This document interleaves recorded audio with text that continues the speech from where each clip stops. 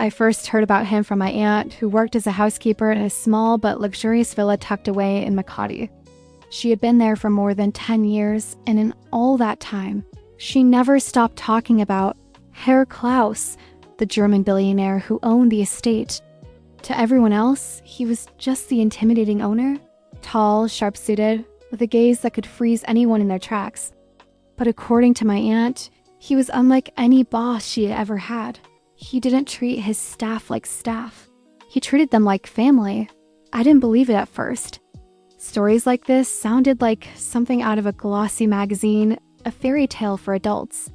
Billionaires, I thought, were busy collecting yachts, airplanes and islands, not remembering birthdays or asking if your mother had eaten.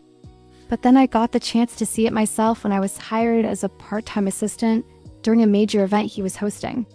The villa itself was breathtaking. Marble floors, high ceilings, and crystal chandeliers that hung like frozen waterfalls. The gardens were manicured to perfection, with flowers imported from Europe that seemed almost too delicate to touch. Every corner of the estate spoke of money and meticulous taste, but it also whispered of order and discipline. Staff scurried quietly, making sure everything ran smoothly, yet there was an air of respect, not fear. I met Herr Klaus on the first day. He came down the grand staircase wearing a tailored charcoal suit, a crisp white shirt, and polished black shoes. He looked like a man who had just stepped out of a boardroom, and yet there was a warmth in his eyes that disarmed me immediately. He shook my hand with a firmness that said, "I notice you," but not in the way that demanded obedience. More like he was acknowledging my presence, my effort, my humanity. "Welcome," he said in slightly accented English.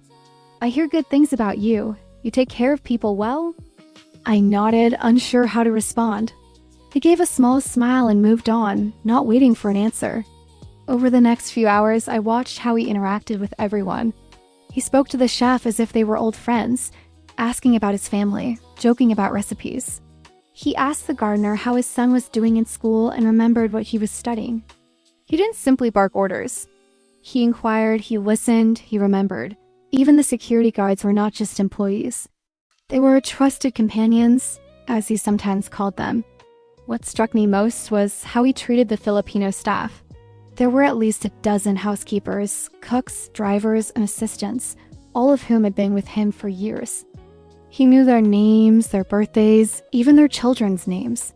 He never belittled anyone, never acted superior, never reminded them that they were just staff. Instead, he invited them to join meals, celebrated festivals with them, and even asked them for advice on matters that had nothing to do with cleaning or serving. The first time I saw it in action was during a lunch break. We were all sitting in the garden, eating sandwiches and sipping iced tea when Herr Klaus appeared carrying a small box. "For you," he said, handing it to a housekeeper named Maritz. Inside was a gift certificate for a family vacation. "You work very hard. You deserve a holiday," he said. Maritz gasped, tears welling up in her eyes. "Sir, you don't have to," she stammered. "Yes, I do," he replied simply. "Family takes care of each other. You are part of my family." I watched the others around us, smiling quietly, their eyes misty. It wasn't charity, it was respect. It was recognition. Later, I found out why he was like this. Herr Klaus had grown up in post-war Germany. His parents were strict and often absent due to work, and he had learned early that wealth without compassion was hollow. He had promised himself that if he ever became successful, he would never let money make him blind to the people who actually made his life possible, the ones who cleaned, cooked, drove, and supported him every day. He didn't just talk about respect. He lived it.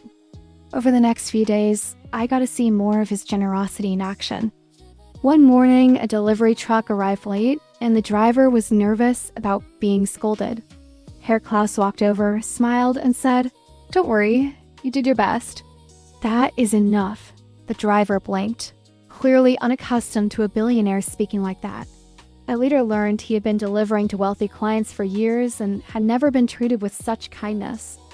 Then there was a time when a junior chef accidentally ruined a batch of desserts the night before an important dinner. The kitchen staff braced themselves, expecting an outburst. Instead, Herr Klaus appeared, tasted the remaining desserts, and said, not perfect, but you learned something tonight, yes? Tomorrow, better.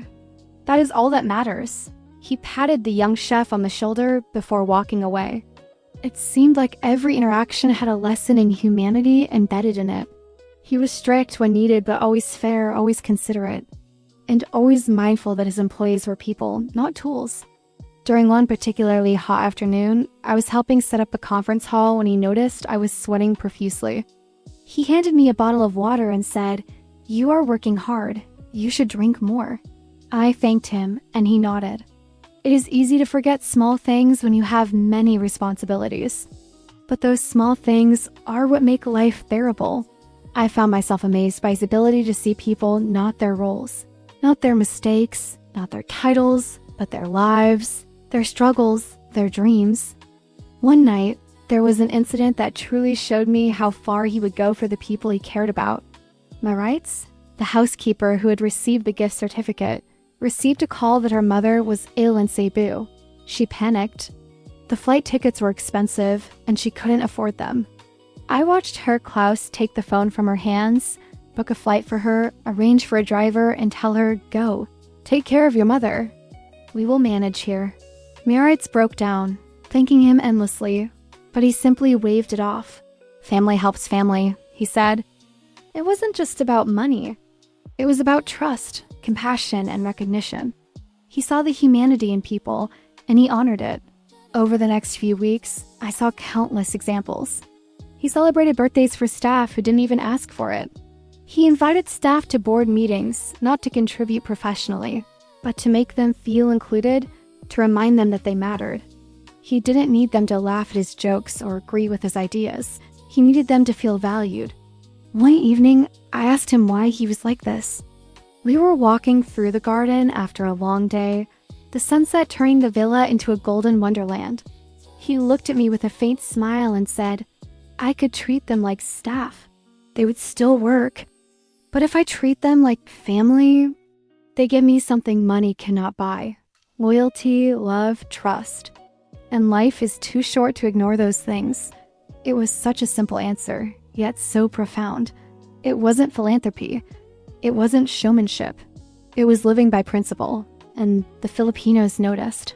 They stayed with him, not because they had to, but because they wanted to. They worked harder, not out of fear, but out of respect. They laughed with him, cried with him, and trusted him with their lives. And he, in turn, protected them, nurtured them, and treated them as equals. By the time I left the villa, I realized something important. This was rare. Very rare. In a world where power and money often isolate people, Herr Klaus had created a bubble of humanity. A microcosm where kindness, respect, and trust were as important as profit margins or stock prices. I never forgot the image of him sitting with the staff in the garden, laughing at a silly joke about a burnt cake, handing out small gifts, asking about everyone's children, and genuinely listening. He didn't need to do it, yet he did every single day. And in doing so, he changed lives, not just by what he gave, but by how he made people feel.